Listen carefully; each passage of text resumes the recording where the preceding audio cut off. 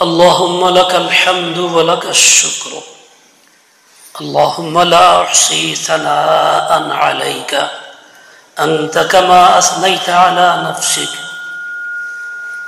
أما بعد فأعوذ بالله من الشيطان الرجيم بسم الله الرحمن الرحيم واتقوا الله ويعلمكم الله والله بكل شيء عليم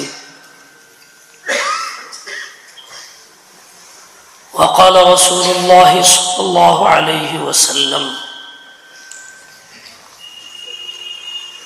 طلب العلم فريضة على كل مسلم ومسلمة أو كما قال عليه الصلاة والسلام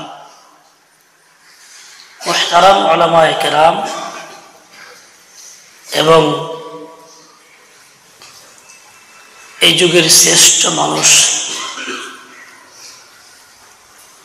তলাবা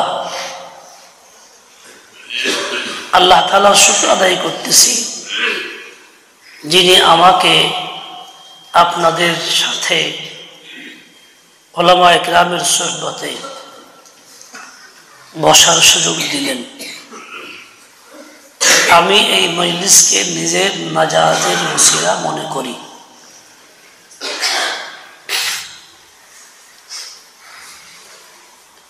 হাদিস পাকের মধ্যে আসছে কয়েক ব্যক্তির জন্য জান্নাতের সুসংবাদ। তার মধ্যে এক ব্যক্তি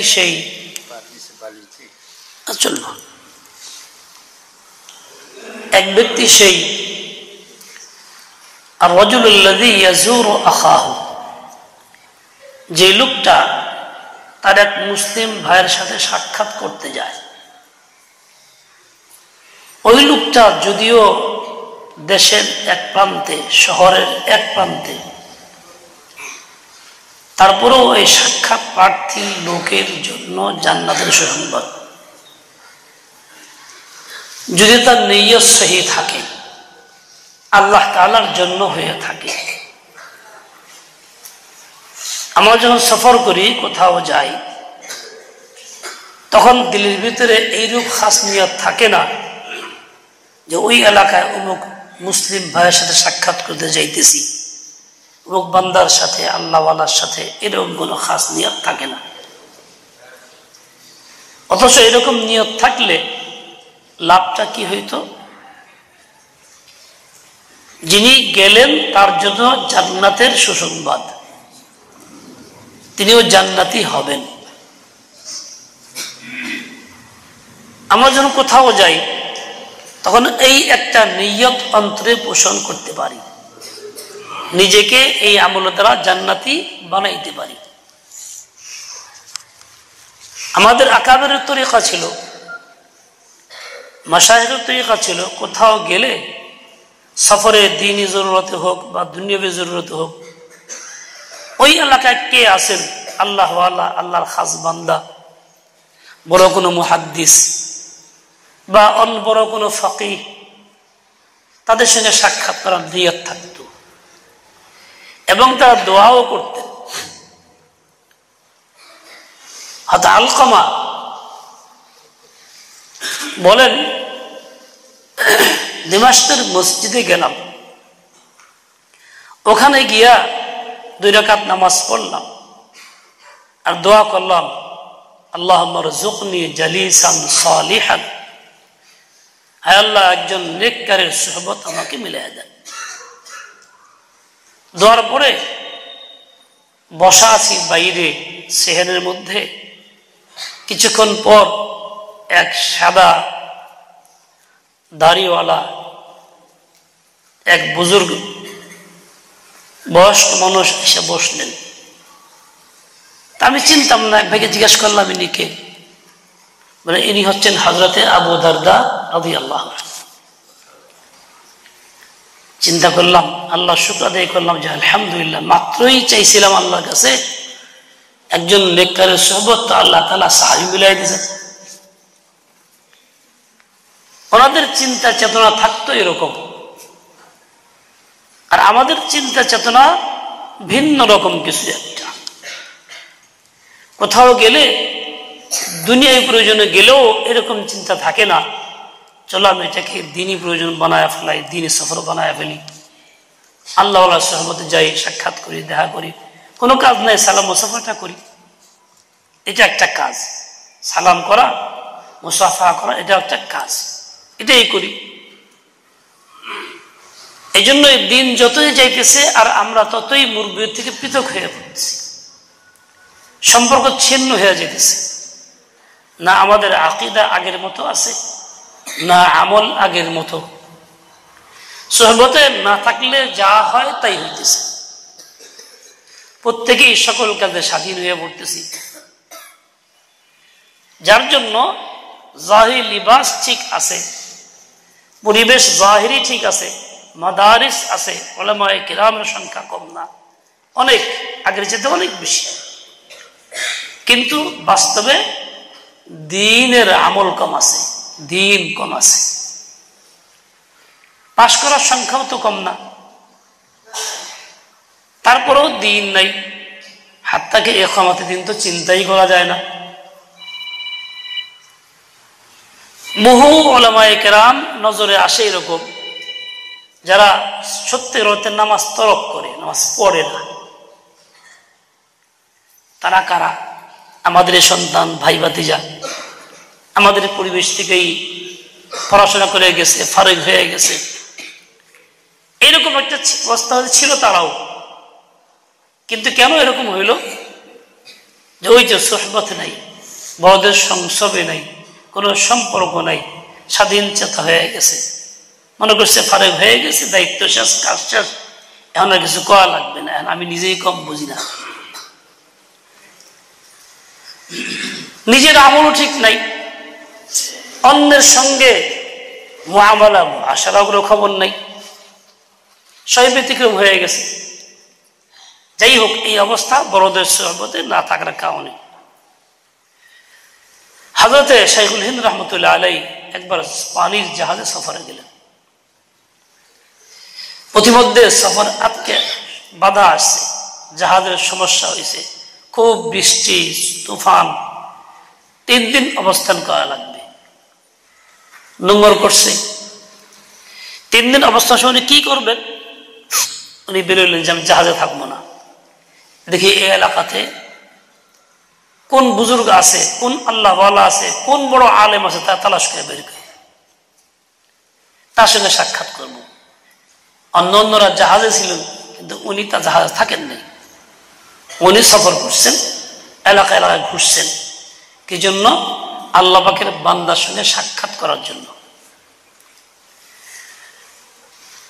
আমার ভাই, প্রত্যেকের দিলের ভিতরে যদি এই চিন্তাটা থাকতো, তাহলে এই চিন্তার কারণে আমি অনেক আগে বাড়তে পারতাম। এই জন্য নিয়ত করে ফেলি, যেখানেই যাব, হাজার দুনিয়ার কাজ থাক, খরচ থাক, দিলের ভিতরে নিয়ত করি যে ওইখানে যে আলেম ওলামা আছে, নেককার দিনদার, তাদের সঙ্গে সাক্ষাৎ করব। তাহলে দিন থাকবে, দিলের ভিতরে দিনের প্রতি আজমতও থাকবে, আমার নিজের আমলও সহি হবে। আল্লাহ তাআলা কার উসিলা কাকে কবুল করবেন তা তো কেউ জানে না।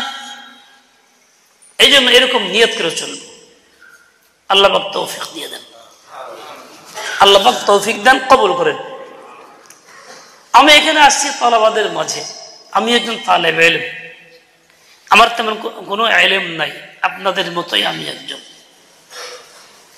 মানুষ মোহাব্বত করে, এটা আমার কোনো অর্জন বা কামাই না, এটা আল্লাহ পাকের ফজল করম, আল্লাহর দয়া, আল্লাহর দান। মোহাব্বত করেন, তাই আসতে বলছেন, আসছি। তাছাড়া আমি যে কিছু আপনাকে দিব এরকম ক্ষমতা আমার নেই, কিছু বোঝাবো সেই ক্ষমতা আমার নেই। আমি কিছু মুযাকারা করি আপনাদের সাথে, জিজ্ঞাসা করলে জবাবও দিয়ে। এই যে আমরা মাদ্রাসায় আসছি, আমরা কি সত্যি নিজের গরজে আসছি, নাকি কেউ আমাদেরকে পাঠাইছে? কথাটা বুঝছেন কিনা আপনারা? নিজের গরজে আসছি না কে পাঠাইছে? কে পাঠাইছে? কথা তো সত্য, আল্লাহ পাঠাইছেন। এটা বুঝ আসার পরে বলতেছি। প্রথম যখন মাদ্রাসায় আসছিলাম, এমনকি আমার তাকে দিয়ে আসছিলাম, আমার তাকে দিয়ে আসি নাই, মাতা পিতা পরিবেশ এর কারণে আসছে, ওনারা পাঠাইছেন, ভর্তি করে দিয়ে গেছেন। আমি না চাইলে ওনারা চাইতেছেন। আমাদের কাছে বহু গার্জেন আসে, কান্নাকাটি করে, হুজুর বড় নিয়ত করছিলাম, করে থাকা অবস্থায়, বেঁচে থাকা অবস্থায় হাফেজ বানাবো, আলেম বানাবো, মাদ্রাসায় ভর্তি করি, থাকে না, দোয়া দেন, কত রকম কথা বলে। তার মানে ওই বাচ্চার গরজ না থাকলেও তার বাপ মার গরজ আছে, ওই গরজেই বাপ মা এখানে দিছে।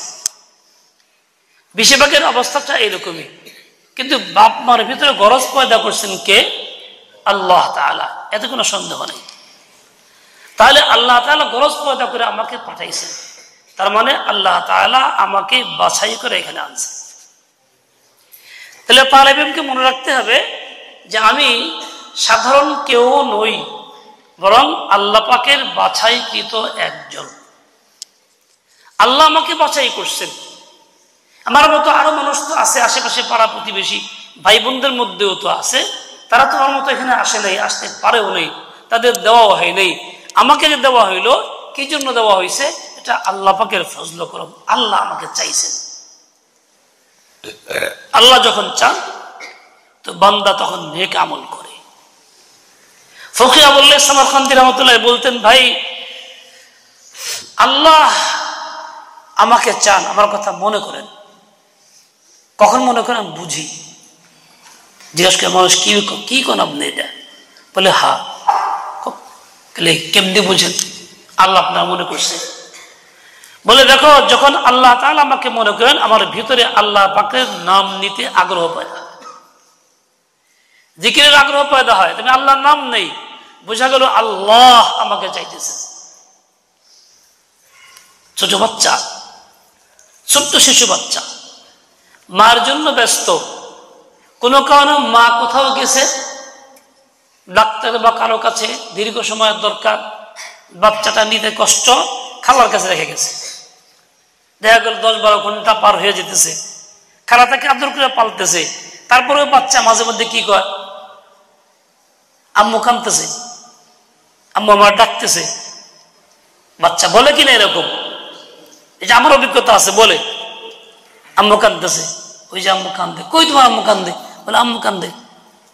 তার মানে মার সাথে এমন সম্পর্ক, তার দিলের ভিতরে গায়ে উঠতেছে মা কাঁদতেছে। আসলে মা না কাঁদলেও বাচ্চার কথা মনে করে, মনে করলে পরে বাচ্চার ভিতরে ছাপ পড়ে, বাচ্চাও আগ্রহী হয়। আমরা যত নেক আমল করি, যাই কিছু করি না করি, সবচেয়ে নেক আমল, এই যে বড় উত্তম নেক আমল ইলমে দ্বীন হাসিল করা, বলে এর জন্য তো আল্লাহ পাকের চাহিদা আছে। আল্লাহ চান যে আমি শিখি, আমি হাসিল করি, সেজন্যই তো আমি আসছি। পরিবেশ তৈরি হয়েছে, আল্লাহ পাক করে দিয়েছেন, এটা এমনিতেই হয় নাই।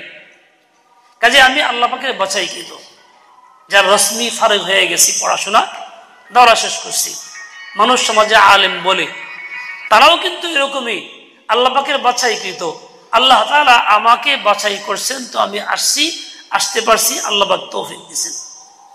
বলা উদ্দেশ্য হলো এই, আল্লাহ যাকে বাছাই করেন তার কাজটা কি, তার করণীয় কি, সে কি করবে?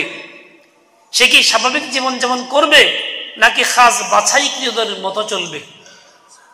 তার তো বাছাইকৃতদের মতোই চলা উচিত।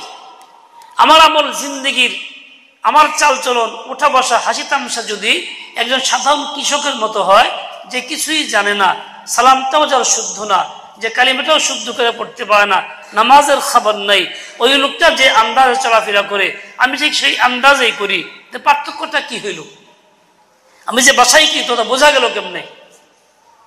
বাছাইকৃত হইলে বাছাইকৃত লেবাস আলাদা, বাছাইকৃত কথাবার্তা আলাদা, তার চালচলন আলাদা, তার চিন্তা চেতনা আলাদা। কিন্তু আমাদের অবস্থাটা ব্যতিক্রম হয়ে যাইতেছে, দিন যাইতেছে ব্যতিক্রম হইতেছে।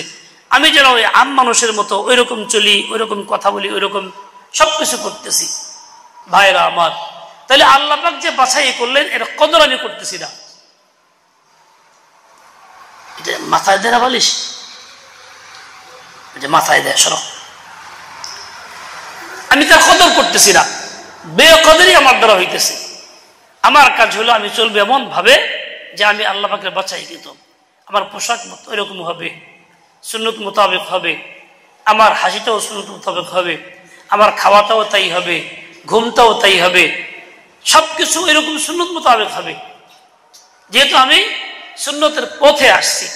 আর আম মানুষ যে কিছুই শিখে নাই, যে জানেই না কিছু, সে তার মতো চলতেছে। কোন এক আলেমকে দেখলাম উজু করতেছে, নাম না বললাম। উজু করার সময় সে দাঁড়ায় উজু করতেছে, হাতে পানি না ছেড়ে দেয়, ছেড়ে দিয়ে হাত মাসা করে, আবার পানি না মুখ মাসা করতেছে। আমি আম মানুষকে দেখছি যারা জানে না, জাহিল, তারা এই কাম করে, যে পানি নিয়ে ছেড়ে দিছে, বদনা নিয়ে ছেড়ে দিয়ে পড়ে মাসা। ও ভাই, এই অঙ্গ তো ধোয়ার কথা, মাসা করার তো কথা না। সে আলেম, পড়াশোনা করছে, মাদ্রাসার শিক্ষক, তখন কাফিয়া পড়াইতো, এই অবস্থায় এইরকম উজু করতেছে। তাহলে এই লোকটার উজু আর একজন আম মানুষ উজু বেশ কমটা কি হইল? এই লোকটা যত উজু করলো, উজু কি হইল? উজু হওয়ার শর্ত কি? অঙ্গ ধোয়া। ধোয়া মানে কি? কমাস কম 2-4 ফোঁটা পানি হলো গড়াইয়া পড়া। এখন যদি পানি ছেড়া দিয়ে হাত মাসা করলো, তাহলে কি পানি গড়ায় পড়বে?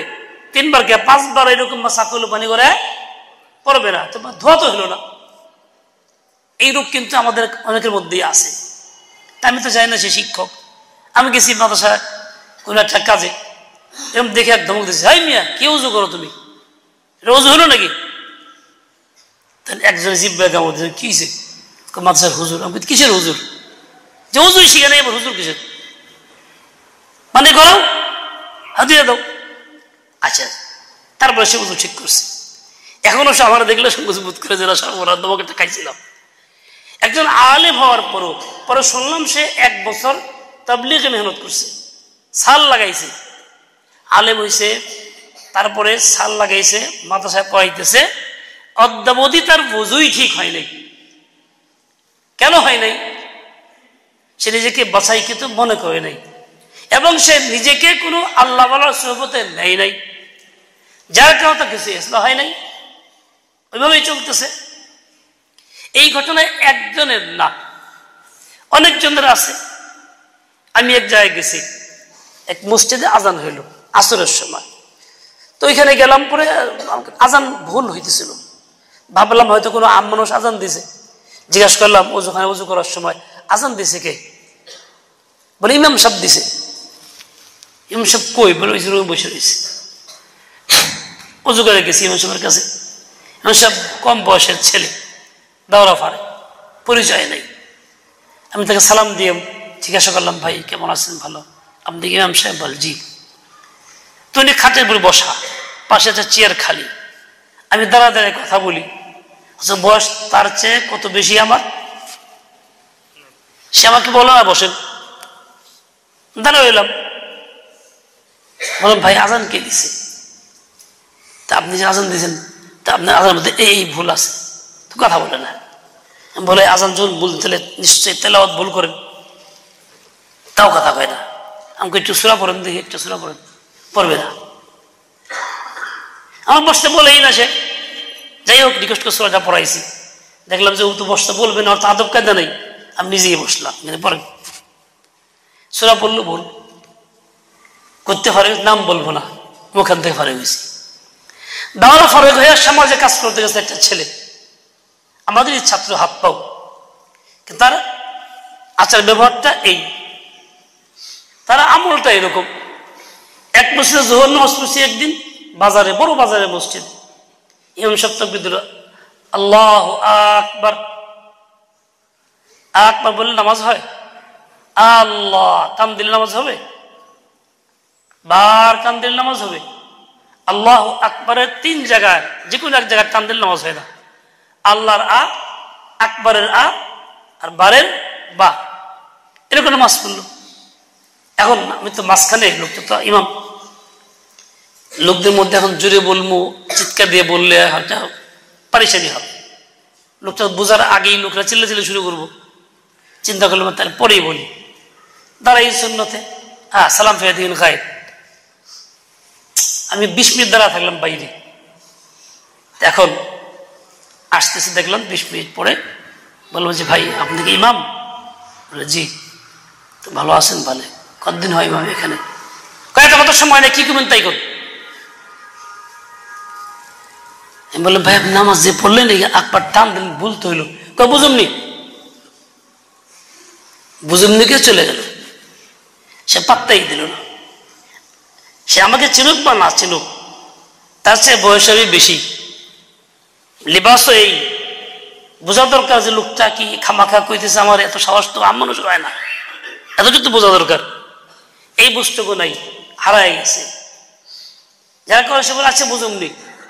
আমি ধমক দেখে দিলে কিন্তু আর ফিরে ওঠা কায়দা আসলো না, কিন্তু দিলাম না কেন, আমার ইসলাহ দরকার আমার, থাক তবু নি ভুলটা ঠিক করে দেখি, আল্লাহ হেদায়েত দেন। এই অবস্থা কেন হইতেছে? নিজেকে বাছাইকৃত মনে করতেছি না, এবং বাছাইকৃতদের সঙ্গে আমার ওঠা বসা নাই, সম্পর্ক নাই, যার জন্য ভুলের মধ্যে আছি তো আছি, যে যে অবস্থায় আছি। আল্লাহ হেদায়েত দেন, সেই বুঝ দিয়ে দেন। দেখেন আমরা যারা পড়তেছি তালেবে ইলম, আমরা যদি ফারাগ হইয়া সমাজে চলে যাই, নিজের অবস্থার পরিবর্তন না ঘটাই, সোহবত থেকে গ্রহণ না করি, যে ভুল সেই ভুল থাকবে, আপনাকে বলার মতো কেউ থাকবে না। আজীবন ভুল করতেই থাকবেন, না নামাজ হবে না অন্য কোনো আমল কবুল হবে। যেই সেই দুনিয়াও কষ্ট করলেন, টাকা পয়সা বেশি পাইলেন না, আর আখিরাত তো গেলই বরবাদ, যেহেতু নামাজ হলো না। আপনাদের কাজ হলো এইটা, এই পরিবেশের কদর করা, উস্তাদের মাথা হাতে থাকা, খুব মনোযোগ দিয়ে লেখাপড়া করা, শতভাগ মনোযোগ দেওয়া।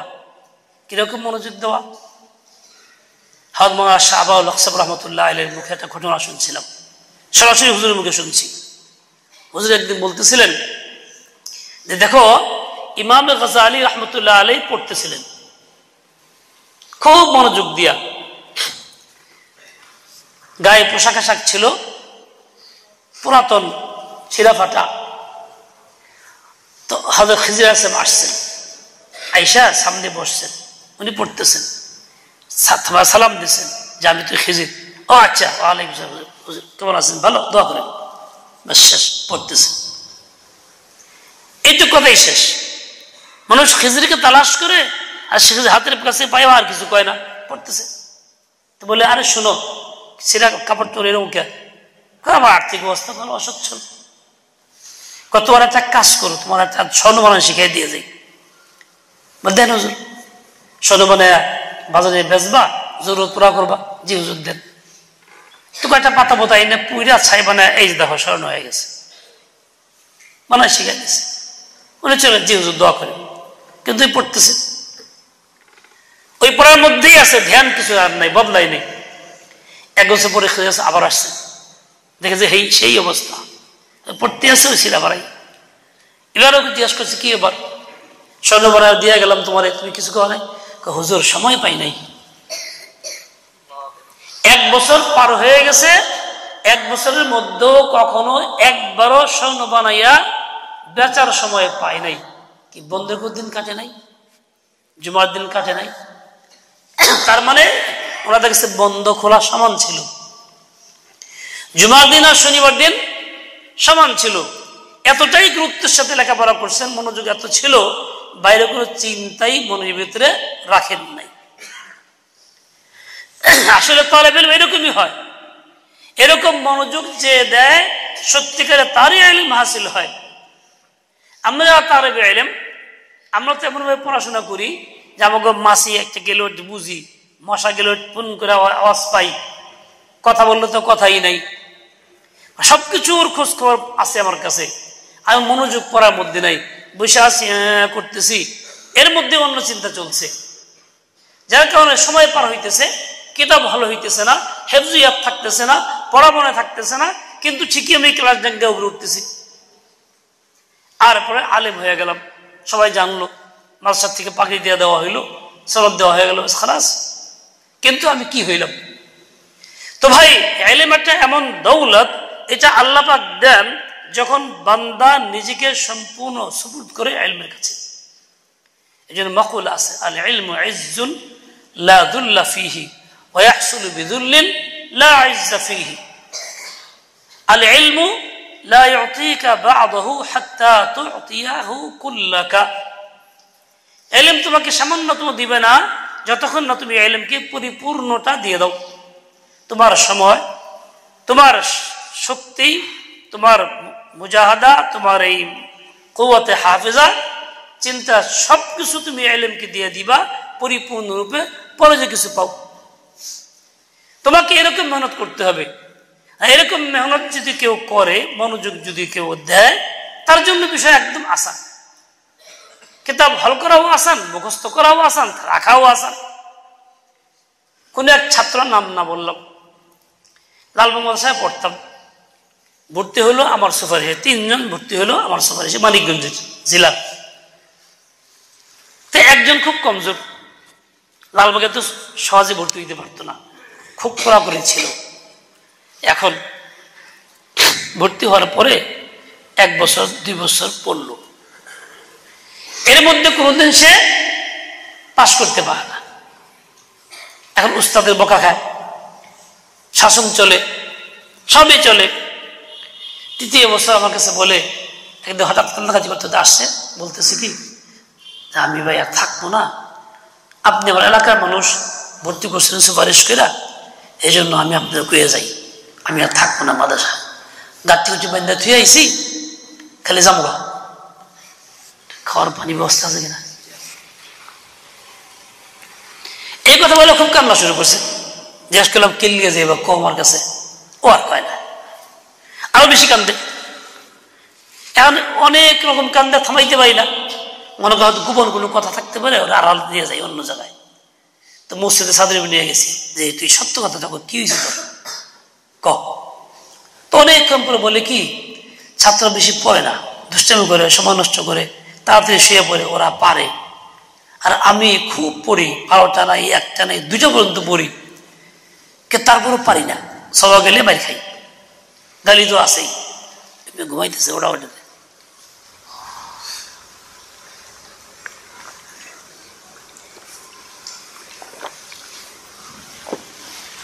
আলহামদুলিল্লাহ,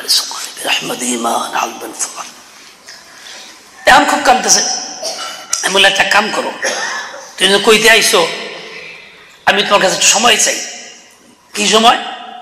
বলে তুমি আমার 1টা মাস সময় দাও। আমি তারে বলতেছি, আমিও ছাত্র, সেও ছাত্র, যে তুমি 1টা মাস সময় আমার দাও, এই 1টা মাস পরে তুমি যাইও, যদি না পারো যাও না। কাজ কি? কাজ হলো এই, যে রকম ব্যথা নিয়ে আমার কাছে এখন কান্নাকাটি করলা 40-45 মিনিট, ঠিক এই ব্যথাটা আল্লাহর কাছে প্রকাশ করবা প্রতিদিন। আর কাঁদবা আল্লাহর কাছে, যে আল্লাহ আমি তো পাই না, যেন শক্তি বাড়াইয়া দেন, কুওয়াত হাফেজা বাড়াইয়া দেন, ফাহাম বাড়াইয়া দেন। খুব দোয়া করবা। তুমি 1 মাস চেষ্টা করো, যদি না পারো যাও গা। আল্লাহর কি ইচ্ছা, দিলে ওর কথাটা কবুল করলো।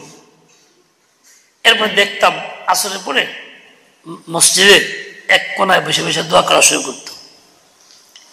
দীর্ঘ সময় কাঁদতেছে, চোখে নাক সাফ করতেছে, চোখ মুছতেছে, পিছন থেকে আমি ওর এক জায়গায় আলাদা চুপচাপ বসে থাকতাম, দেখতাম যে ও কি করে। প্রতিদিন 40-45 মিনিট, আজানের মাগরিবের কিছু আগে দিয়ে বেরিয়ে। যখন দেখতাম যে ও হাত মোছা শেষ, আমি আসতে বেরিয়ে যেতাম না, বুঝতে না পারে। আমি প্রতিদিন তারা পাহারা দিছি এভাবে। সত্যি 29 দিনে পড়ে আসাকে, ভাই আমি আর যাব না। বলে কেন? বলে আমি এখন সব পারি, আমি এখন সব পারি। যে বলছিল আমি পারি না কিছুই, শুধু মার খাই, গালি খাই, এত পড়ার পরেও সে এখন বলে আমি সব পারি, সব বুঝি। আল্লাহর কি মর্জি, সে পরীক্ষার নম্বর বল হলো। আসলে লালবাগের মতো মাদ্রাসার নাম্বার খুব সহজ বিষয় ছিল না। এই যে মুফতি দিলওয়ার সাহেব, মুফতি দিলওয়ার সাহেব কত নাম করা মানুষ না,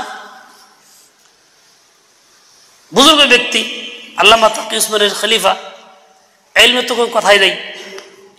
হ্যাঁ, আমাদেরকে পড়ানোর যোগ্যতা রাখে। উনি আমার সাথী, উনি আমার সাথে কোনো সময় এখন বইতে পারে নাই। এত বড় ফায়েক মানুষ। ওই জায়গাটা এমনই ছিল যে কঠিন ছিল, খুব মোকাবেলা খুব হইতো। ওই ছেলে কেমনি আবার সে ফেলতে এমনি বড় হইল। আসলে এই নম্র অফল কিন্তু তার যোগ্যতায় হয় নাই, কার যোগ্যতা হয়েছে? কথা কয় না, ওই মেয়ের তো বুঝানো কথা, তার যোগ্যতাই হয়েছে না আল্লাহর দান দিছেন কে? আচ্ছা, এই লোকটা কি এমনি পাইছে না একটু চায়া কান্নাকাটি করে পাইছে? এখন মানুষ যদি চায় কান্নাকাটি করে তাহলে আল্লাহ তাআলা দেন, এখনো ওই আল্লাহ আছেন যে আল্লাহ আগেও ছিল। কাজে তুমি প্রথম কাজ হলো মনোযোগ দাও শতভাগ, দ্বিতীয় কাজ হলো এটা তুমি কদর করো, নিজেকে বাছাইকৃত মনে করো, তৃতীয় কাজ হলো এটা উস্তাদের নেগানিতে চলো, মাশওয়ারা করে চলো, 4 নম্বর কাজ হলো এটা তুমি আল্লাহকে তৌফিক কামনা করো এবং খুব চাও। ইলম তো আল্লাহর সিফত, আল্লাহ তাআলার সিফত তুমি আল্লাহ থেকে নিতে পারবা। হাদিসে বাকি আসছে ইন্নামা আনা কাসিম ওয়াল্লাহু ইউতি, নবী বলেন আমি তো কাসিম, বন্টনকারী, বলতে তো পারি সবারই সমান, সবাই শুনতেছো, কিন্তু কে কতটুকু দিবা এটা আমার হাতে না, ওটা কার হাতে? আল্লাহর হাতে। ওয়াল্লাহু ইউতি। আজকে যদি তুমি এরকম মেহনত করো এবং গাজালির মতো, তো গাজালি তুমিও হইতে পারো। এরকম ভাবে আকাবের অনেকেই গেছেন যারা মেহনত করছেন। একাধিক মুখে শুনছি, হযরত মাওলানা আব্দুল হাই সাহেব হুজুর লালবাগের আমাদের উস্তাদ, আল্লাহ তাআলা দীর্ঘ নেক হায়াত আফিয়ত নসিব করেন, বরিশালী হুজুর, হুজুর একটা কথা বলছেন, এই কথা একাধিক মানুষের কাছে শুনছি, সেটা হলো আল্লামা কাশ্মীরের কথা। বলে একদিন আসরের পরে দারুল দেওবন্দের মাঠে কিতাব মোতালা করতেছে, তা পাগলা ঘোরা ছুটে আইছে, সব ছেলেরা চিল্লাচিল্লি করতেছে, শত শত মানুষ পিছনে ঘোরা দৌড়াইতেছে, ঢুকছে মাঠের ভিতরে মালসার গেটে, দুইটা দৌড় বরাবর একদম কাশ্মীরের পিছন থেকে লাভ দিয়ে উপরে গিয়ে পড়ছে, সবাই যাইতেছে পার হইয়া, ওনার খবর নাই, উনি কেতাবতে চাইয়ে দিয়েছে, এক সাথে গিয়া किताब तंदे सदा कई भाई क्या हुआ, सुनता नहीं क्या हुआ, अच्छा क्या हुआ, बोला मैं तो जाना ही नहीं। কিরকম কিতাবে মনোযোগ ছিল, মনোযোগ কি পরিমাণ ছিল, এত লোক চিল্লাচিল্লি করলো, ডেঙ্গায় গেল, ঘোড়া উপর দিয়ে লাফ দিয়ে গেল, বলতেই পারে না। আসলে ইলম শিখার জন্য এরকম একই দরকার, আর এরকম যারা করছেন তারাই পাইছেন। একদিন আব্দুল্লাহ শাহ হুজুর বললেন কি, ওই যে আওজানে সিফাতে মুশাব্বাহ 28টা শব্দ আছে ইলমুস সরফে, তোমরা নিশ্চয়ই পড়ছো, বলছো ইলমুস সরফ যারা পড়ছো ছাত্ররা, যাই হোক, হুজুর বললেন কি, দেখো আমি এটাকে 3 মিনিটে মুখস্থ করছি, এখনো মুখস্থ আছে। হুজুর বললেন, আমার খুব জিদ হইল, হুজুর 3 মিনিটে মুখস্থ করছি, তাহলে আমিও করব, জিদ করলাম। একটা ওয়ালের কাছে বসলাম, ছোট টেপায় নিয়ে কিতাবটা নিয়ে বসলাম, যে এটি ছোটস্থ করে উঠবো, ওই শব্দগুলি পড়া শুরু করলাম, 4 মিনিটে মুখস্থ, এবং পাক্কা হইলো, আর বলি না। হুজুর উস্তাদ, তার 1 মিনিট কম, আমার 1 মিনিট বেশি। আচ্ছা, একটা কিতাবের একদিনের সবক যদি 4 মিনিটে মুখস্থ হয়ে যায়, আর 6 কিতাব পড়া যদি প্রতি 4 থেকে 5 মিনিট কিংবা 10 মিনিটই পড়ি মুখস্থ, যদি মুখস্থ হয়, তাহলে আমার কত সময় থাকবে? খুব বেশি সময় তো লাগার কথা না। তার মানে হলো এটা, আমি এই সময়টারে কাজে লাগাইতেছি না, যেহেতু আমার একসই নাই, একাগ্রতা নাই, চতুর্দিকে মন ছড়াই গেছে। একসময় এমন ছিল, আমাদের উস্তাদ হযরত আলতাফ শাহ হুজুর আজীব মানুষ ছিলেন, পান খাইতেন খুব বেশি। কেন হচ্ছে, মাদ্রাসা হুজুর কাছে পড়তাম, সিরাতে খাতুল আম্বিয়া, সবাই গেছি, গিয়ে দেখলাম হুজুর পান খাইতেছে, খুব সাজায় গুছায় পান খাইতেন, বড় ডিব্বা ছিল, বিভিন্ন মশলা টসলা দিয়ে বড় বড় পান।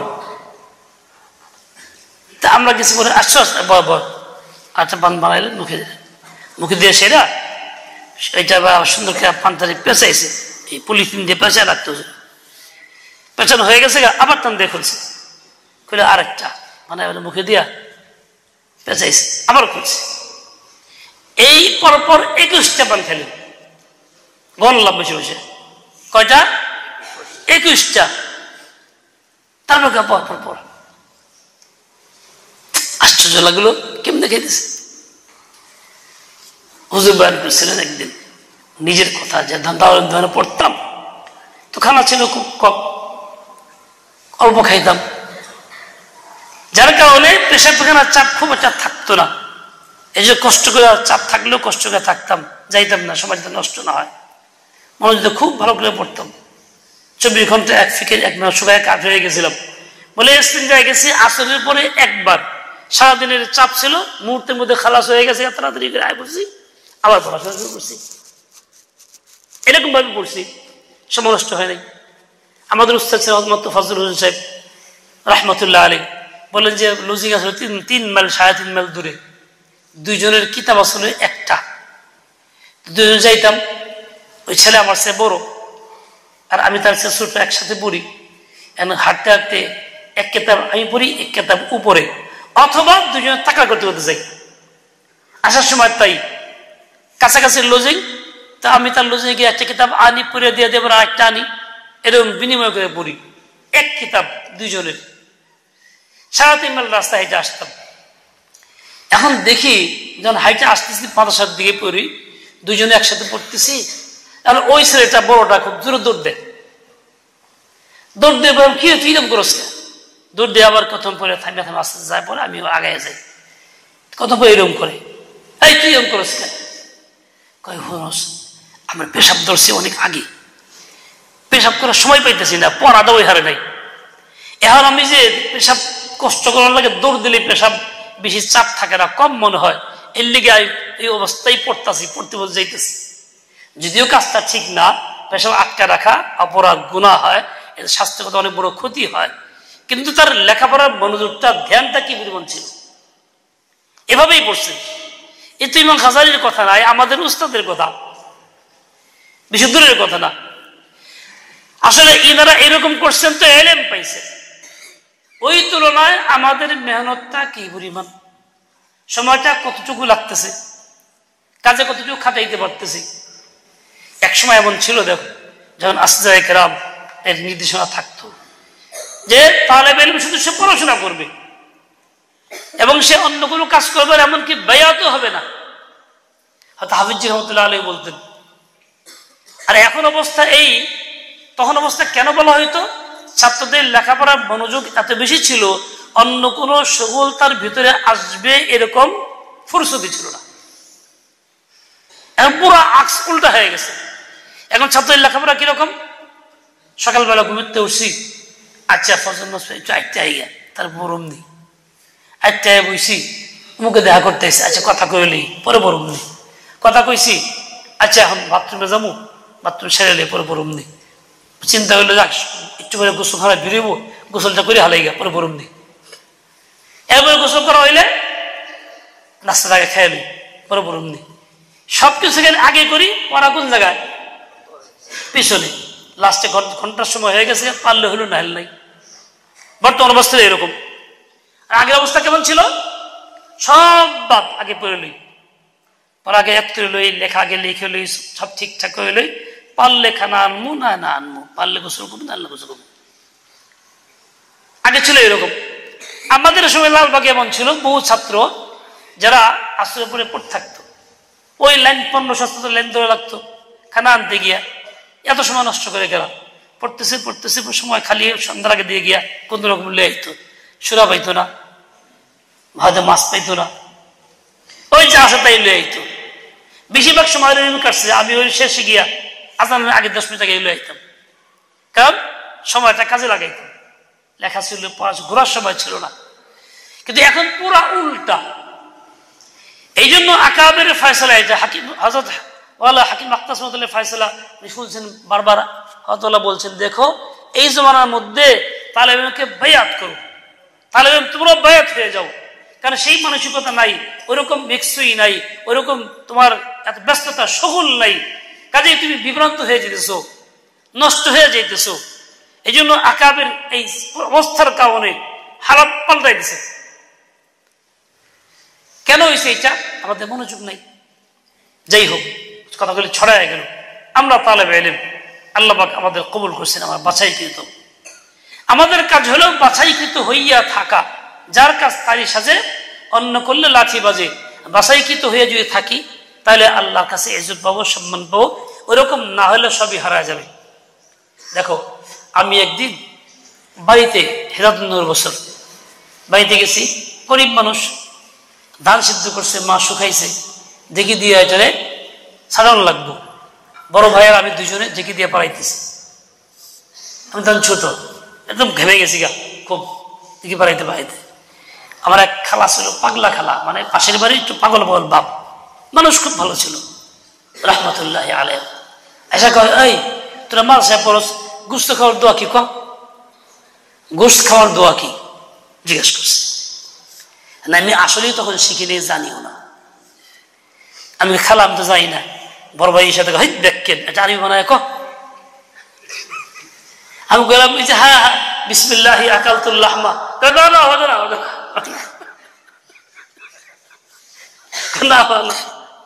মানে উনি জানে, এলে জিজ্ঞাসা আমারে, আর আমি যে কইছি বিসমিল্লাহ আকালতুল্লাহমা বানাই কইছি, আসলেই তো অত না। না না, আমার ওই খালা আম মানুষ, আলেম ছিলেন না, কিন্তু তার গোশত খাওয়ার দোয়াটাও জব্দ ছিল। আমার দোষে আমি পারি নাই। আর এখন তারা বললাম তো দূরের কথা, যদি উস্তাদ জিজ্ঞাসা করা হয় তাহলে কয়জন কইতে পারবো আমরা? অনেকেই পারবো না, হয়তো একজন পারতে পারি। কেন এটা হয়েছে? একজন আম মানুষ পারে না, আমিও মাদ্রাসায় পড়া পারি না। পার্থক্যটা কি হইল? একটু আগে জুতা পরে বেরিয়েছি, জুতা পরার দোয়া পড়ছি, জুতা পরার দোয়া কিতাবে আছে। যে জিজ্ঞাসা করি, ভাই তোমরা তালেব ইলম কদি জুতা পরা কি দোয়া পড়তে হয়, তাহলে শতকরা কয়জন পারবা? কয়জনে আছে এটা আমল? কয়জনে জানা আছে? জানা থাকলে আমল কয়জনের আছে? তার মানে আমার জিন্দেগি আম মানুষের জিন্দেগি সমান হয়ে গেছে। এরকম ভাবে মসজিদ ঢোকার জন্য আগে তো বাম পায়ে জুতা খুলতে হয়, ডান পায়ে জুতা আগে পড়তে হয়, পড়ার সময় ডান পায়ে ঢুকতে হয়। যদি জিজ্ঞাসা করি, ভাই আজকে এই কাজটা কে করছো, তাহলে জব দিতে গেলে হিমশিম খাইতে হবে। তার মানে এটা এহতেমাম নাই। তাহলে আম মানুষ যা, আমিও তাই, বেশ কম নাই। এরকম সকল ক্ষেত্রে একজন আম মানুষ নামাজে দাঁড়ায় তো খালি কুল হু আল্লাহ ইন্না তাই না, কোন রকম দাঁড়ায় ঝটপট শব্দতে উঠে উঠে নামে খালাস। আমি তালেব ইলম কিংবা আলিম, আমার অবস্থা কি? আমি তো এরকমই খালি খাইলে কোন রকম খালি ছোট্ট একটা সূরা দিয়ে ওটা বাসা 2 মিনিট সব কাম শেষ। আফসোস লাগে একজন ইমাম সাহেব মসজিদের, এই লোকটা জামাতের 1-2 মিনিট আগে আসে, আইসা সুন্নত পড়ে 2 রাকাত ফজরের, একদম দ্রুত 2 মিনিটের মধ্যেই হয়ে যায়, শেষ হয়ে যায় না। ওই লোকটা যখন নামাজে দাঁড়ায় ফজরের কিরাতের মধ্যে 10 মিনিটের নামাজ শেষ হয় না, এত ইতমিনান। তা আগে সুন্নতটা কোন আল্লাহর জন্য পড়ছিল, ফরজটা কোন আল্লাহর জন্য পড়ে? তো আল্লাহ কি দুইজন নাকি? যে এক আল্লাহর জন্য খুব তাড়াতাড়ি পড়ে কোন রকম পড়লেইব, আরেক আল্লাহর আজমত বেশি, তার লেগা পড়তেইব খুব আজমতের সাথে। এটা কিন্তু একজনের অবস্থা না, আমাদেরই অবস্থা। তাহলে একজন আম মানুষের পার্থক্যটা কি হইল? এরকম চিন্তা হলো সকল কাজের মধ্যেই আম মানুষ যা, আমিও তাই। তাহলে এই বাছাইকে তো কেমন হইলাম? তার মানে আমার ইলম শিখার সাথে সাথে আমলের মেহনতও করতে হবে, মশকু করতে হবে। ইলম আমল সমন্বয় হইলে তার নাম তালেব ইলম। ইলম আমল সমন্বয় হইলে তার নাম কি? তালেব ইলম।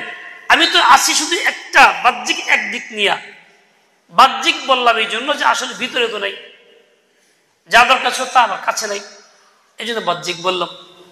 আমি এক জায়গায় গেছি, সিলেটে এক বাসবার মধ্যে 100 জন আলেম ছিল, 100 জন গণা বাছাইকৃত। আমি 3টা মাসলা জিজ্ঞাসা করছি ওই 100 জন লোককে। ওই 3টা মাসলার জবাব মাত্র 3 জন সহি দিছে, বাকি 97 জন ভুল দিছে। 97 জন কি? তারা বিভিন্ন মসজিদের ইমাম, বিভিন্ন মক্তবের শিক্ষক, তারা সব আলেম, বাছাইকৃত, সার্টিফিকেট দাঁড়ি, এটা প্রোগ্রামে আসছে। বোঝা গেল কি, যেখানে 97 জন লোক ভিন্ন জবাব দিল, সহি জবাব দিল না, 3 জন সহি জবাব দিল। বোঝা গেল কি এলেমের পার্সেন্ট কতটুকু আছে? 3%। বরং তার চেয়ে কমে আসছে এখন, যত তো 1.5 যুগের আগের কথা, এখন তার চেয়ে কমে আসছে। এক ছেলে জিজ্ঞেস করছি, ভাই তুমি যে পড়লা কোরআনে কারীম তেলাওয়াতের পরে সাদাকাল্লাহুল মাওলানা আযম, সুন্দর করে কিরাতের মতো পড়লা, এটা কোরআন শরীফের আয়াত? বলে জি। সে সর্ব খেয়ে পড়ে। মানে কোন পারার আয়াত কস দিই? কত চুপ থেকে হয় তা তো কইতে পারলাম না।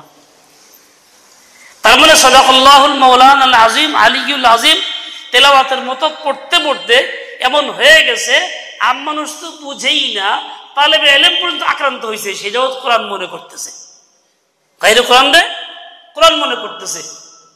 কি এই রোগ কি আমাদের মধ্যে হইতেছে না? আকসার বেশতার মাদ্রাসার মধ্যে হাফিজ কাইরা কিরাত করতেছে, পরে কি হ্যাঁ এইটুক তো এরকম কয় না তো, পড়া কিরাত করে পড়ে, হ্যাঁ পড়া কিরাত করে পড়তেছে।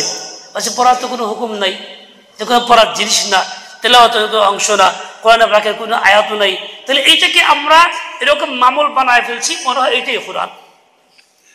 আমি তো অনেক জায়গাতে আলোচনা করে দেখছি, এটাই মনে করতেছে। আর সর্বেকার ছাত্রকে জিজ্ঞেস করে দেখছি বাস্তবে, সে বলছে হ্যাঁ কোরআনের আয়াত। ও ভাই, যখন কোরআন মিলে গেছে আমাদের আচরণের কারণে, তাহলে আমরা কি আছি? মানুষ যা, আমিও তাই, পার্থক্য তো হইল না। আমি বাছাইকে তো কেমন হইলাম? বাছাইকে তো হইলে পার্থক্য হইতে হবে। ওইটাকে কোরআন মনে করি না, ও নামাজটা হরক নামাজটা হরক করি না, শান্তি মতো পড়ি। রসুলের সুন্নত তো শান্তি মতো পড়া, কেরাত যেরকম লম্বা, রূপ এরকম লম্বা, সাজদা এরকমই লম্বা, সমান সমান। ফরজ যেরকম সুন্নত এরকমই, কিন্তু সুন্নত নফলের বেলা খুব তাড়াতাড়ি, ফরজের বেলা একটু শান্তিপূর্ণ। তাই বোঝা গেল যে কেউ তারতম্য আছে, মালিক ভিন্ন, পড়া হয় যার জন্য সে মালিক এক না। এরকম ভাবে সকল কাজের ক্ষেত্রে তারতম্য হয়ে যেতেছে। ও ভাই, কিসের লক্ষণ? পাস্তির লক্ষণ, দুঃখজনক অবস্থা। আমার খুব মনে আছে হযরত সালাউদ্দিন সাহেব রাহমাতুল্লাহ আলাইহি বরিশালের হুজুর ছিলেন, যে যিনি মুরব্বীদের মুরব্বী, আমাদের সকলের উস্তাদ, উস্তাদের উস্তাদ, ইমামুল্লাহ বলা হইতো নাকি। হুজুর নামাজ পড়তেন, আমি অনেক সময় পিছিয়ে বসে থাকতাম, সামনে কাতার নামাজ পড়লে পিছিয়ে বসে থাকতাম, 3-4 কাতার পিছিয়ে, সবাই গেলে বসে থাকতাম। কি জন্য থাকতাম? দেখতাম হুজুরে কেমনে নামাজ পড়ে, রুকুটা কেমনে করে, সাজদাটা কেমনে করে, দোয়াটা কেমনে করতেছে, দেখতাম শিখার উদ্দেশ্যে। উস্তাদ কেমনে করতেছে দেখতাম, দেখে দেখে শিখছি। যে আমলটা ওনাকে দেখে শিখছি, ওটা মজবুত আমলের কাছে হয়েছে। এইটা হলো মানুষ বাস্তবে নিজের মধ্যে আমল পয়দা করতে গেলে এই সোহবত দরকার ছিল, কিন্তু আমরা সেটাও হারাই ফেলছি। আজকাল এই এরকম মানসিকতাই নাই। দেখি তো অমুক হুজুরে কেমন কি করে, আছে মানসিকতা খারাপ কাজে, ভালো কাজের মধ্যে নাই। খারাপ কাজে কে কোনটা খারাপ করে, কত রং করে, কত রং বং সব। কাল গেছি এক মাহফিলে, তার আগে যিনি বয়ান করতেছেন অনেক আজে বাজে কথাবার্তা করে, গান শুরু করলো, কতক্ষণ গান, ডাইরেক্ট গান। এখন মাহফিলের মধ্যে ধমকটা দিলে তো মাদ্রাসার মাহফিলে ঝামেলা, তো অপেক্ষা বসে রয়েছি। নাইমা আসছে, আমি যাওয়ার আগে আপনি কি ওয়াজ করলেন? এটা গান গাওয়া কোন শরীয়তে আছে? আর কিছু পান না? এক কইসে এক ধমক দিছে, ওরে মুখ কালো হয়ে চুপচাপ কথা পায় না। ওয়াজ করতে আসেন না, গান গাইতে আসেন মিয়া, তো মানুষ ওয়াজ মাহফিলে গানে অভ্যাস করলো কি? এই কাজটা করে কারা? আমরাই তো। এই কাজটা কে করে? কথা কন না কেন? এই গান গাইতে কে গায় মাহফিলের মধ্যে? আমি তো গাইতেছি, আমি আর আমার কি পার্থক্য হইল? সকল ক্ষেত্রে একই অবস্থা। ও ভাই, বোঝা গেল আমি এটা কদর করতেছি না, নিজেকে মুনতাখাব মনে করতেছি না। আমি নিজেকে মুনতাখাব মনে করতেছি, বড় আফসোসের কথা। দেখো তোমাদের ইজ্জত কিরকম, আল্লাহ কিরকম দিছে। একজন মানুষ সমস্যায় পড়লে, বিপদে পড়লে, সেই লোকটা আসে, হুজুর ছাত্রকে দোয়া করে দিন, আমি বিপদে পড়ছি, মুখে অসুস্থ, কিংবা মামলা আছে, দোয়া করে দিন, আল্লাহ যদি মাফ করে দেয়, এই টাকাটা দিয়ে গেলাম, ছাত্র কিছু খাওয়ায়েন, এই ঘটনা বাংলাদেশে কি একাত্তা হয় না অনবরত হয়? বলেন না কেন ভাই? হুজুররা ছাত্রকে দোয়া করে, কোনো সময় খতম করে, কোনো সময় এমনি দোয়া করে, বলে ভাই অমুকে দোয়া চাইছে, দোয়া করো। এই দোয়াগুলি কেন চায়? নিশ্চয়ই দোয়াগুলি কবুল হয়, তার ফায়দা হয়। আর যদি নাই হইতো তাহলে এক দুজন দোয়া চাই পরে কেউ চাইতো, দেখছি ও কিচ্ছু হয় না মানুষ সাথে দোয়া চাইলে, তাহলে কবে বন্ধ হয়ে যেত? বছর বছর আগে বন্ধ হয় নাই তো, চালু আছে। দিন যতই যাইতেছে এটা বন্ধ হয় নাই। মানুষ এসে দোয়া চাইতেছে, কারণ মানুষের ধারণা যে লোকগুলি ভালো, ইলম নিয়ে চর্চা করে, গুনাহ থেকে মুক্ত থাকে, দোয়া করলে কবুল হয়, আর বাস্তবে তারা ফল পায় ওইরকম। এবার চিন্তা করো, তুমি অন্যের জন্য দোয়া করতেছো, তোমার দোয়া অন্যের পক্ষে কবুল হইতেছে, তাহলে কি তোমার দোয়া তোমার পক্ষে কবুল হবে না? তুমি দোয়া করতেছো, বিপদ যাইতেছে আরেকজনের, রোগ থেকে মুক্তি পায় আরেকজনের, তোমার দোয়া কবুল হইতেছে আরেকজনের পক্ষে, তাহলে তুমি দোয়া করলে তোমার পক্ষেও তা কবুল হবে। তাহলে তুমি কত বড় ইজ্জত ওয়ালা আল্লাহর নজরে, যে আল্লাহ পাক তোমার কদর করেন, তোমার দোয়া কবুল করেন। তুমি নিজেকে চিনো না, তোমার তো চেনা উচিত। মানুষ বলে হাতি নিজেকে চেনে না, হাতি নিজেকে চেনে না। দেহ খুব বড়, কানটা বড়, চোখটা ছোট, চোখের পাওয়ারটা কান ভেদ করে পেছনে যায় না, এই জন্য সে নিজের বডি দেখে না। আর বডি না দেখলে পরে, দেহ না দেখলে পরে নিজের কিছু মনে হয় না। এই জন্য হাতি ওই মজবুর হয়ে থাকে, যে মানুষে বলে, হইতেও পারে। এই কথা যদি সত্যি এরকমই হয়, সে তার নিজেকে চেনে না, জানে না, তাই সে এরকম পুরো থাকে। তাহলে আমি তালেবে ইলম, আমি নিজেকে চিনি না, জানি না, আমার মর্যাদা আমি বুঝি না, এই জন্য আমি এরকম মানুষের মতোই চলি ফিরি, সবকিছু করি। সে নিরাশ, আমিও নিরাশ। সে আল্লাহকে চিনি, আমি আল্লাহকে চিনি না। সে রুজু আল্লাহ করেন, আমি রুজু আল্লাহ করি না। তাই আমার মধ্যে পার্থক্য হলো না, অথচ আল্লাহ পার্থক্য করছেন।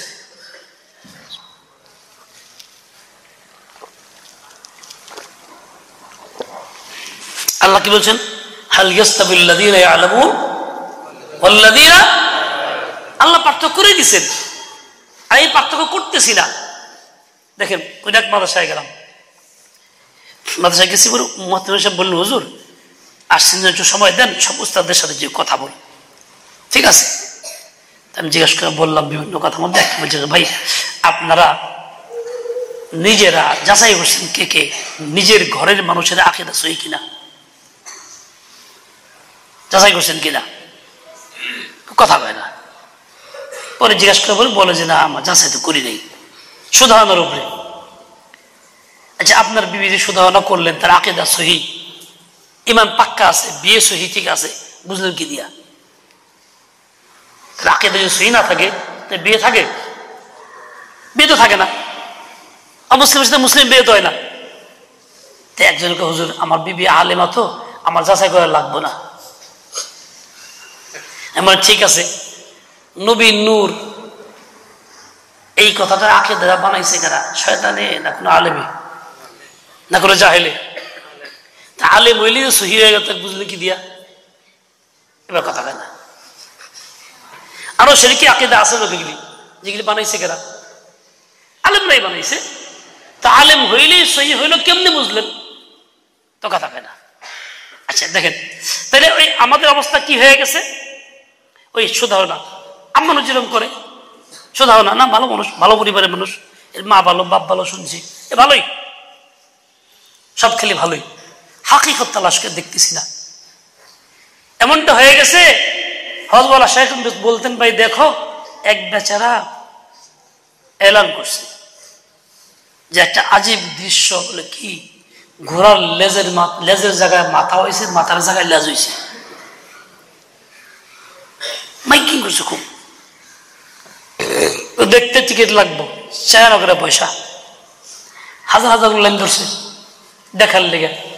2টা দরজা বানাইছে, একখান দিয়ে ঢুকে একখান দিয়ে বেরিয়ে যায়, 4 করে পয়সা দেয়। কি দেখে? দেখছো? যে স্কুলের বাইরে থেকে, দেখছি। দেখছো? দেখছি। কি দেখছো? যা কয় না, কি দেখছে? আগে তো ঘোড়া বানত প্রতিদিন দক্ষিণ দিকে মুখ দিয়া, আজকে বাঁধছে উত্তর দিকে মুখ দিয়া। আর কি হয়েছে? মাথার জায়গায় লেয়া যাইছে, লেয়া জায়গায় মাথা গেছে। সবাই খালি কয় দেখছো, দেখছি। এই যে দেখার দৃশ্য যেরকম, আমার ইমানের অবস্থা এরকম করে বাস করলে। হ্যাঁ ঠিক আছে, হ্যাঁ ভালো, হ্যাঁ এই, হ্যাঁ ওই, যাচাই পর্যন্ত নাই, যেমনটা আম্মানুষের অবস্থা। যাই হোক, কথা ছড়াই যেতেছে। আল্লাহ আমাদের হেদায়েতের সেই বুঝ দিয়ে দেন।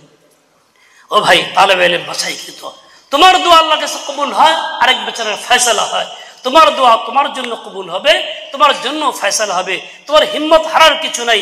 তুমি মনে করো না যে আমি ইলম শিক্ষার দুর্বলতা এসে গেছে গা, আমি চাকরি করতে পারব না, এই না সেই না, আমার কি কাজ হবে, আমার কে গণবে না। মিয়া, তুমি ইলম শিখে কি করতে না পারবা? তোমার তো সম্পর্ক আল্লাহর সাথে হবে। সমস্যা যতই হোক, সমাধান তোমার হাতে। কেননা তুমি আল্লাহকে চিনতেছো, তার থেকে তুমি চাই নিতেছো। কাজ তোমার তো সমস্যা নাই, চাকরি লাগবে না, চাকরি ছাড়া আল্লাহ খাওয়াবেন, দরকার বললে চাকরিওয়ালা দিবেন। যদি আল্লাহ কঞ্জের দরকার যাতাই দেব। দুনিয়ার সব দরজা বন্ধ হয়ে যায়, নিজের কিছুই না থাকে, একদম বদ্ধ করে তোকে তালাবায় রাখা হয়, তারপরে তোমার রিজিক বন্ধ হবে না। কেননা তুমি তো ইলম শিখছো, আলেম, আল্লাহকে চিনো।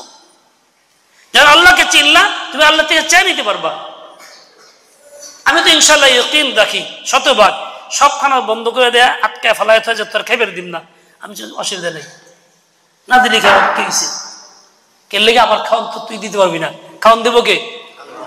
আমি সাদুল হাজ কান্দাকাটি শুরু করবো। কান্দাকাটি করলে আল্লাহ পামা দিতে ফেলাইতে খাওয়ান। এটা আম্মানও চিনি না, আল্লাহরে চিনি না, তো তুমিও চিনো না, এরকম দেখিল। তোমার তো উচিত ছিল আল্লাহকে চিনা। কাজে শান তোমার সম্পর্কে তো আল্লাহর সাথে থাকবে। তোমার এত দুনিয়ার চিন্তা কেন আসবে?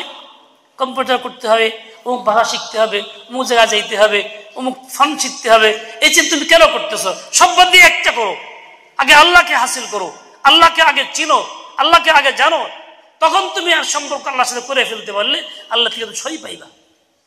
আল্লাহ কিরকম দেওয়া দেন, যা তুমি চিন্তাও করতে পারবা না, কল্পনাও করতে পারবা না।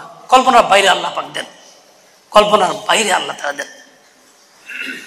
বিয়ে করছি, শ্বশুর বাড়িতে গেছি, নতুন নতুন রমজান মাস, বিয়ের মাস 3 পরে রমজান ছিল। তা আমার কাপড় চোপড় যা টুকটাক যা আছে রেখে আসছিলাম বাড়িতে, আবার যাব, তাড়াতাড়ি যাব। বাড়িতে কয়েকদিন দেরি হয়েছে, যাইতে পারি নাই। শুনলাম শ্বশুর বাড়িতে চুরি হয়েছে। এটা আগে শুনি নাই, মোবাইল যুক্ত ছিল না। ওই কাছে গিয়ে যখন বাস থেকে নামছি বাড়ির কাছে বাজারে, তখন শুনলাম চুরি হয়েছে।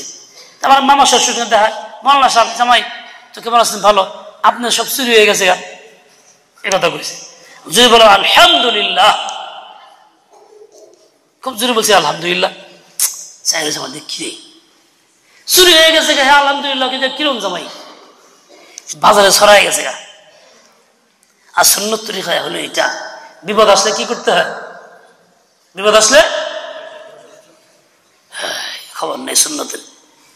অনেক আমি ইন্নালিল্লাহ পড়ি, ঠিক আছে, আগে আলহামদুলিল্লাহ পড়তে হয়, তারপরে ইন্নালিল্লাহ। আমাদের সুন্নতটাও জিন্দা নাই, আমলেও নাই। হ্যাঁ, এখন অন্য চর্চা হয়ে গেছে। ঘটনাটা কি? আমি গেছি, ঠিক আছে, যেই করে আমি যাই, গিয়া দিকে শ্বশুর মিয়া ওই দিনই চুরি হয়েছে। উনি আবার এই বেড়াটা ঠিকঠাক করতেছে, একা আর কাঁদতেছে। তো মোসাফাটা করে কি হয়েছে, কান্দেন কেন? বাবা সব চুরি হয়ে গেছে। চুরি হলে আমার তো হয়েছে, আপনার কি হয়েছে? কান্দলে সে আমি কান্দবো, আপনি কান্দেন কেন? এক ধমকে মারছি কুশা। উনি আলেম মানুষ, কান্না বন্ধ হয়ে গেছে।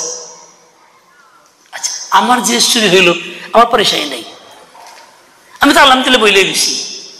কেন আমার চিন্তা হইলো এটা, এই চুরি হয়েছে হোক গা, মালিক তো আছে, দিব তো আল্লাহ, আমার অসুবিধা কি?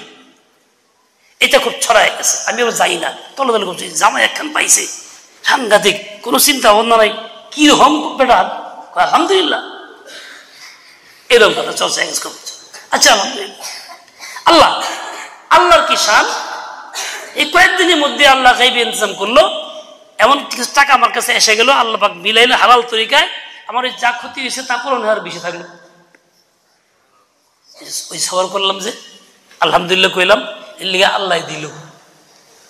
তাহলে আমার তোমার কাম তো এটা আল্লাহ থেকে নেওয়া, আল্লাহমুখী হওয়া, মাখলুকমুখী না হওয়া, এই শিক্ষা আল্লাহ তোমাকে দেওয়ার জন্য এখানে আনছেন, বাছাই করছেন ইলমের নিসবতে। বেটা আয়, তুই আমার চিনে,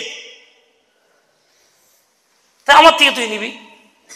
তুমি তালেব ইলম, শুধু তোমারটা না, বরং তুমি বিশ্বের সবার ফয়সালা তুমি করবা, তোমার পরিবারের, বাপ মার সবারটা, বিশ্বের সবারটা, দেশের সবারটা। কারণ তুমি এত মন মরা কেন, হিম্মত হারা কেন? এলএম শিখলে কি হবে, এই হবে সেই হবে। মিয়া এলএম কি না হবে।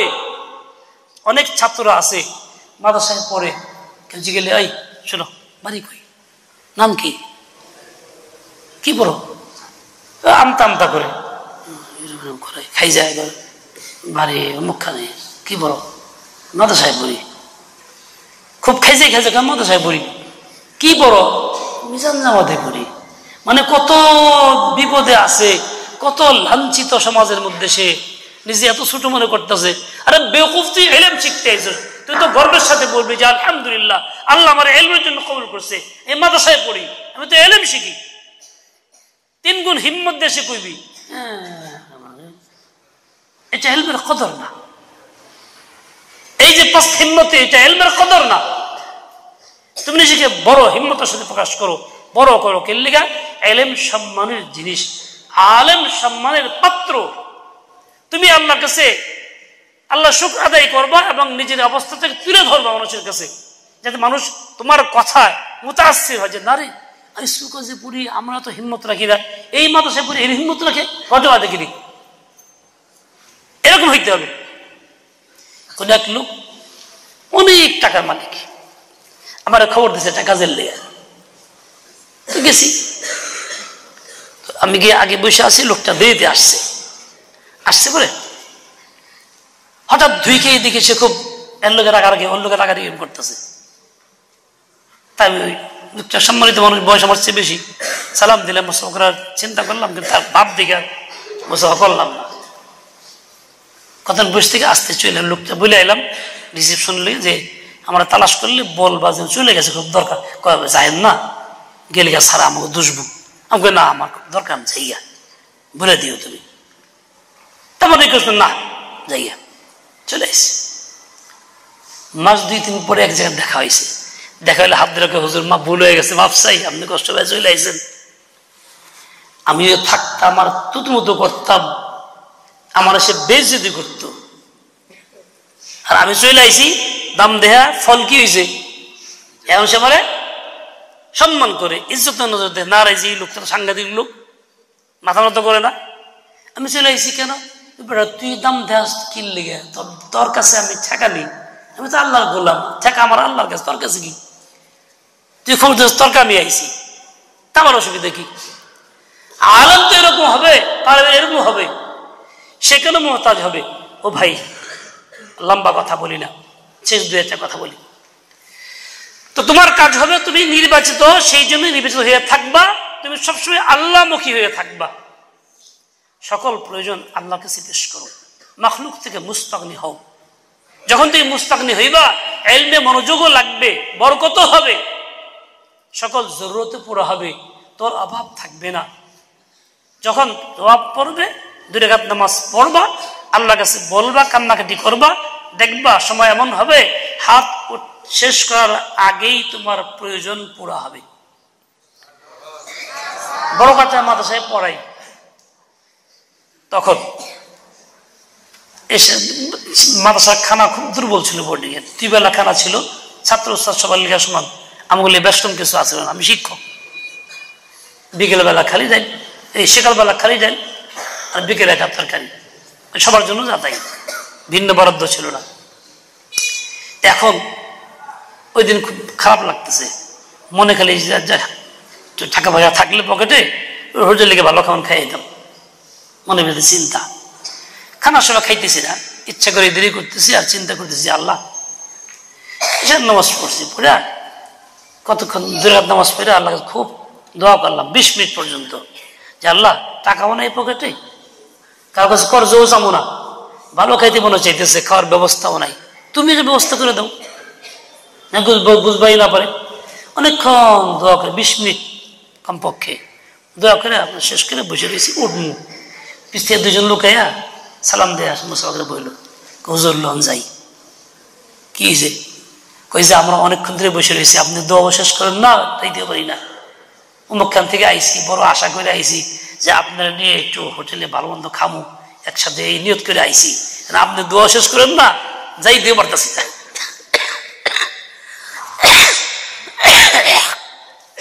দুজনে পাঠাইছে কে আমি যদি মাখলুক হইতে যে লোক টাকা দে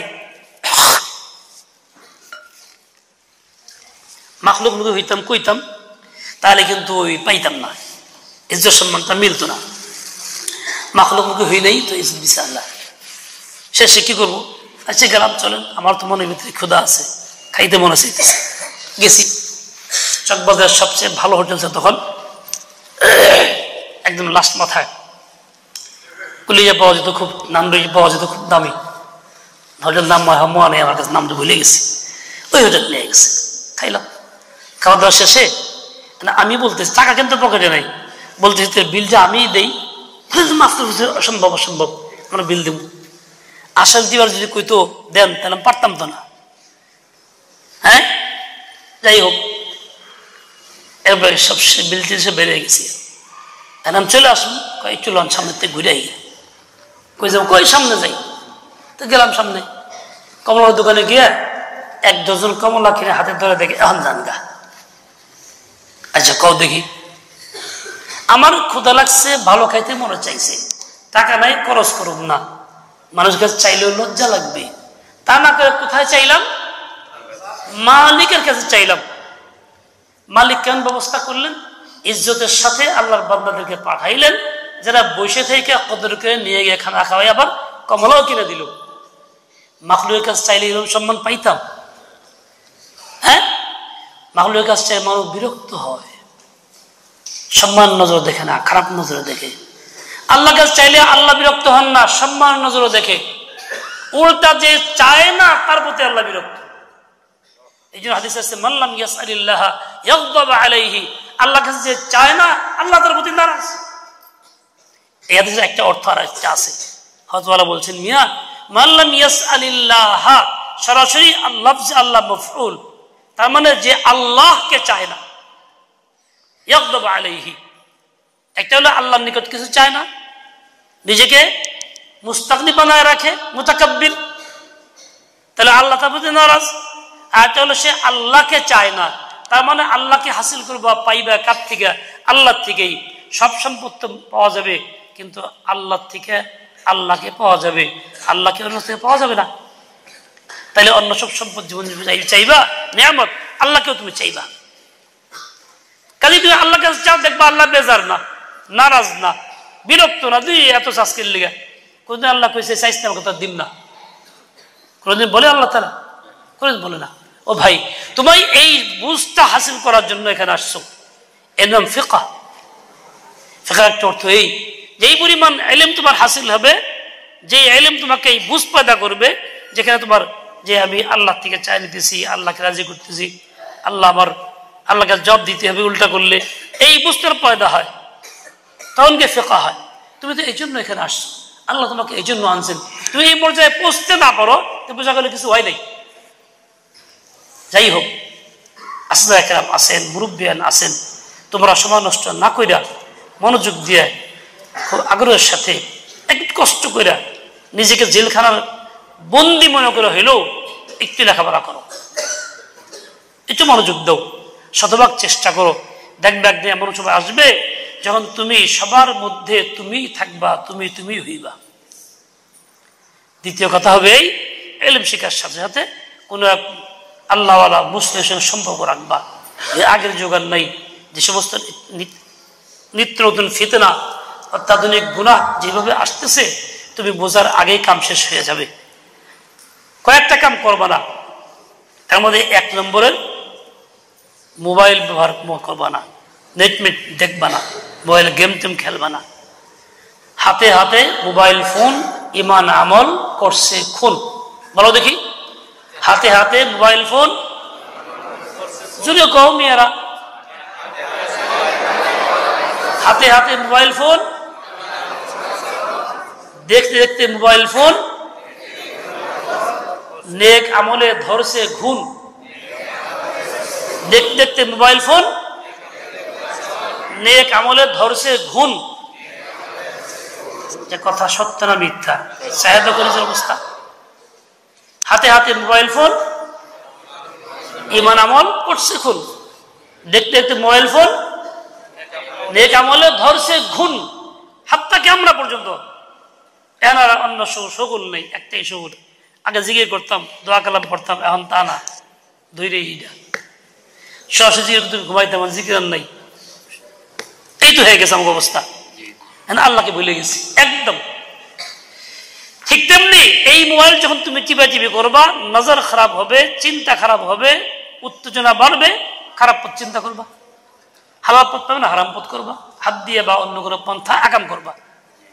এ তোমার দিমাগ নষ্ট হবে, স্বাস্থ্য নষ্ট হবে, ধৈর্য কমে যাবে, মাথা গরম হয়ে যাবে, লেখাপড়া হাতে থাকবে না, লেখাপড়া করতে পারবে না। হুজুরি হয়তো মনে আছে, আমাদের এক বড় উস্তাদের ছেলে এমন পাগল হয়ে গাছ পাগল হয়ে গেছিল, যেখানে সে পেশাব করত, যা ইচ্ছা তাই করতো। তখন বুঝি নাই, পরে জানছি ঘটনাটা কি। এই অন্যায়ের কারণে, আর কিচ্ছু না। এই অন্যায়গুলি এরকম। আজকাল বেশিরভাগ মানুষ আক্রান্ত, বেশিরভাগ মানুষ আক্রান্ত হয়ে যাচ্ছে। কি তালেব ইলম যুবকরা এই মোবাইল থেকেই বেশি ছড়াইতেছে। অনুরোধ থাকলো ভাই, সময় আছে, জিন্দিগি বদলাও। এমন এক সময় যখন তুমি সব শেষ করবা, হারায় ফেলবা, আমার কাছে যাইবে, দোয়া চাইবে, কাম হইব না। এই সম্পদ সীমিত, আল্লাহ দিয়েছেন, শেষ হয়ে গেলে পুনরায় পাওয়া যায় না। চোখ জীবন নষ্ট হয়, দিমাগ নষ্ট হয়, সুস্থ নষ্ট হয়, পেট নষ্ট হয়, গ্যাস বেড়ে জায়গা, ওষুধ রাখা যায় না, পেশাব বারবার আসে, নানান সমস্যা হয়, লেখাপড়া অমনোযোগিতা আসতেই থাকে। বুঝতেই পারছো তোমরা। এই জন্য খবরদার যুবকরা, কোন অবস্থাতেই এ কাম করো না।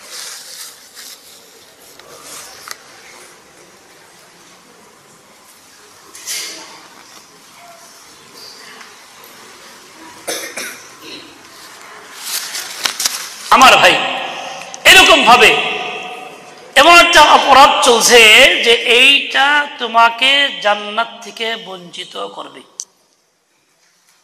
জান্নাতের শর্ত ছিল কি? ওয়াল্লাযীনা হুম লিফুরুজিহিম হাফিজুন ইল্লা আলা আজওয়াজিহিম আও মা মালাকাত আইমানুহুম ফাইন্নাহুম গায়রু মালুমিন ফামান ইবতাগা ওয়ারাআ যালিক ফাউলাইকা হুমুল আদুন। জান্নাত থেকে বঞ্চিত হইবা, এটা এমন একটা অপরাধ। এই অপরাধ দুনিয়া আখিরাত সব খায় ফেলায়। এই জন্য বিশেষভাবে এই অন্যায় থেকে নিজেকে মুক্ত রাখবা। মোবাইল থেকে বাঁচতে পারলে বেশি পারবা। তৃতীয় কথা, কেউ যে কানে কানে পরামর্শ হয়, তোমাদের একটা কিছু কানে কানে কয়, লজা এটা করি গে, এটা এরম করে ওরম করে, শুনবা না। যারা কানে কানে বলবে, হে শয়তান, যেই কথাটা কানে কানে বলবে সেই কথা শয়তানি কথা। খারাপ কাজের শিক্ষা প্রকাশ্যে বলে না, মাইক দিয়া ডাক দিয়া গল্প করে চুপচাপ কানে কানে কয়। কাদিয়ানের দাওয়াত কিন্তু প্রকাশ্যে দেয় না, বাড়ি থেকে চুপচাপ দেয়। হিজবুত তাওহীদের দাওয়াত কিন্তু প্রকাশ্যে দেয় না, চুপচাপ দাওয়াত দেয়, বেশি বিষয়গুলো গপ্প করে। এই সমস্ত অন্যায় কাজের হাত দিয়া বা অন্য উপায়ে হারাম কাজ করার তরিকাগুলি এরকম চুপচাপ শিখে একে অপরকে। যেই চুপে চুপে করবে বুঝবা এটা খারাপ, বুঝে আসুক বা না আসুক, তারটা গ্রহণ করতে যায় না। খবরদার খবরদার, দুনিয়া আসার সবটাই হারাইবা, কিন্তু আর ফিরা পাইবা না। যা হারাইছো তো হারাইছই, শেষ হয়ে যাবে, তখন আফসোস করা লাভ হবে না। শেষ কথা, আল্লাহ তাআলার কাছে ইস্তেকামত চাইবা, যে আল্লাহ আমাকে দয়া করে কবুল করেন, পথ থেকে সরাই দিয়েন না। আল্লাহ পাক রব্বুল আলামিন আমাকে তোমাকে সবাইকে তৌফিক দেন, কবুল করেন, কাউকে মাহরুম না।